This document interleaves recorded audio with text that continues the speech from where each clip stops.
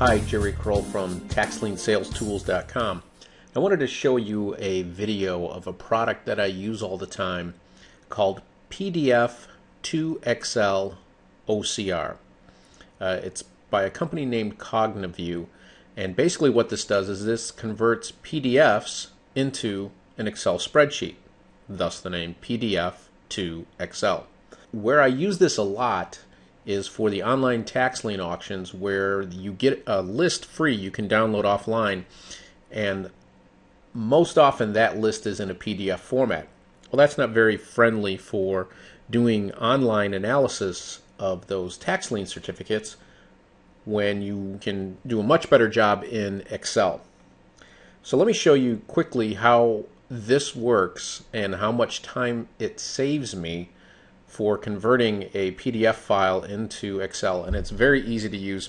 To be honest, I haven't even gone through their tutorials, and I'm able to use this tool and convert it into Excel. So normally you can see here I'm on the Yavapai County, the Arizona County tax lien sale site. Now their tax lien sale isn't until January, but normally you would find the list right here in the preview items for sale. If you click on it today, you can see that it's telling you it'll be available in January, but that's where you normally would get it.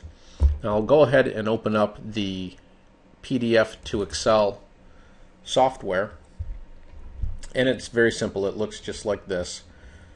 So the first thing I need to do is open up my file. After you've downloaded the PDF file, then you just want to open it. And so this was last year's list in PDF format for Yavapai County.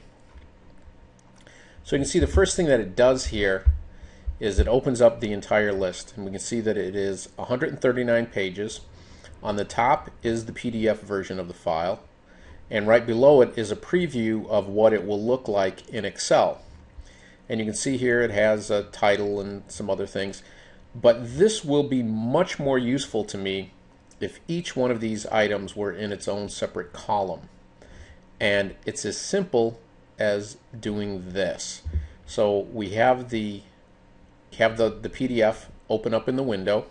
So all I have to do to begin the process is to go up here to Layout, and I'm going to choose Automatic Table Detection. And you can see here, right here, it's automatically going down and creating a table. It can see that these pieces of data probably are in separate columns, so this is where it will create these, and you can see in the spreadsheet below how it will put all this information into separate columns. But looking at it, the first thing I notice is that for whatever reason these first 3 or 4 seem to be some sort of title, so I'm going to actually go ahead and just include everything up to here. And again, this title area seems to be exactly that, a title area. So I'm just going to go ahead and eliminate that. We're cutting off a little bit here on the left. I'm just going to highlight it, hold left click, hold it down, and I'm just going to scroll down, and I can see we seem to be going to the bottom of the pages, and everything looks good. Oh, we're leaving out this asterisk, and this asterisk is actually important for me because this indicates that for this particular tax lien certificate that you're buying more than 1 year's worth of liens. And so I want to include that in the spreadsheet.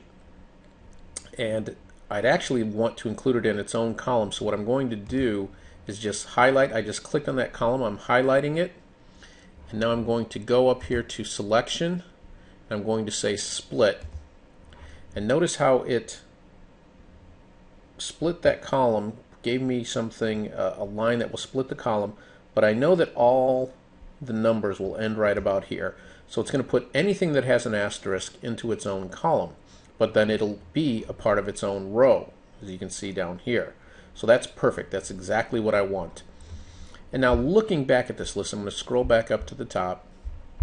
Actually, I just want to make sure that it's being included.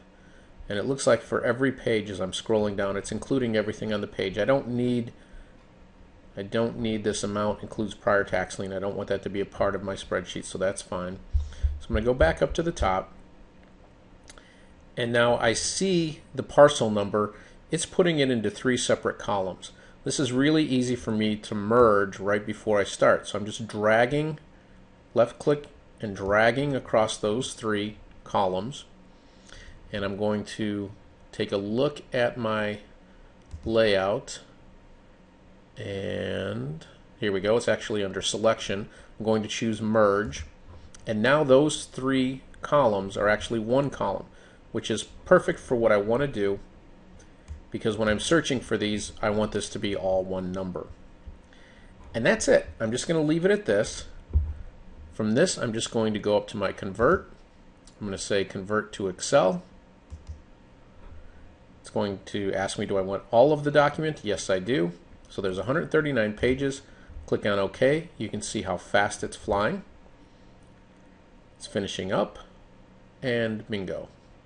So here we go. It opened up right into Excel, and I can see in my first column, because of those titles I included at the top, that this first column is extremely wide. So what I want to do here, I'm just going to go ahead and delete those first 3 rows. And now just double click, and bingo, that brings my item much more narrow. I'm going to do the same here for column B. Makes more sense. My parcel number is much smaller. And then here I have the names. So there must be a very wide name field down here. We'll take a look at that later, so I'll just change that myself. Let's see here. I don't necessarily need all of these other rows here at the top. We'll leave that Yavapai County. Let's just do this. Let's just get rid of these rows. So here we have the legal description, and then I have my amount, and here in the G column are all my asterisks in their own. So from here you can see really all I have to do, I'll widen this out a little bit, type in the word multi-year so I know what that is. Heck, I can just even start to do a little bit of cleaning up. So these are all the securities that are currently in here. Heck, we'll take this, we'll give it the dollar. So now I have all my currencies. And here we go. I now have a list I can start working with that has my parcel ID number, it has the item number, and actually let's do this. Let's go to the bottom, and we can see, I'm guessing that there's probably some kind of footnote at the bottom of the report, and I can just eliminate that. There it is. Sure enough, we don't need these rows. So there we go. Now that first column is only as wide as it needs to be. Same with the parcel number. So everything looks really good here. And I pretty much have a spreadsheet I can begin to work with. So that's it. That's all it takes. And you can see that only took a matter of a couple of minutes. What I probably would do, since I'm not seeing the actual street address, is I would have an outsourcer go in and add 2 things. I would have them go in and add a street address column and a property description type of column. And you can do that just by going, telling your outsourcing person to go to the Yavapai County website.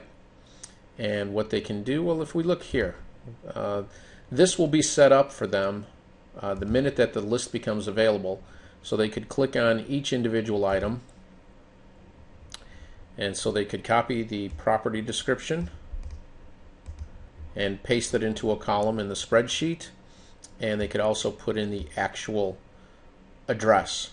I would have them do the property address and the city and copy that into columns in the spreadsheet. Now I happen to know for Yavapai County, I had an outsourcer. It took that person approximately 6 hours to do the entire list last year that included the street address, the city, and the legal description. And it only cost me oh geez, about $6 an hour, so it cost me less than $40 to have that added to my spreadsheet. And I was able to then filter and search by types of properties, so I could look for vacant residential, I could look for commercial, by street address. I could actually then begin to do my parcel research, look on Google Maps, look for values, that whole sort of thing. But again, what I really wanted to show was how this great software, Cognitive View PDF to Excel, works fantastic. I would say get the PDF to Excel OCR version, because what that does is that if the file was not originally saved as a PDF, it might have been a scanned document that was then saved as a PDF. The OCR version of PDF to Excel works the best, and that's the way to make it work. So that's it. Again, Jerry Kroll from TaxLienSalesTools.com wanted to show you that software. I'll give you a link here at the end of it, and just another tool that you can use to help in your online tax lien auctions. Thanks.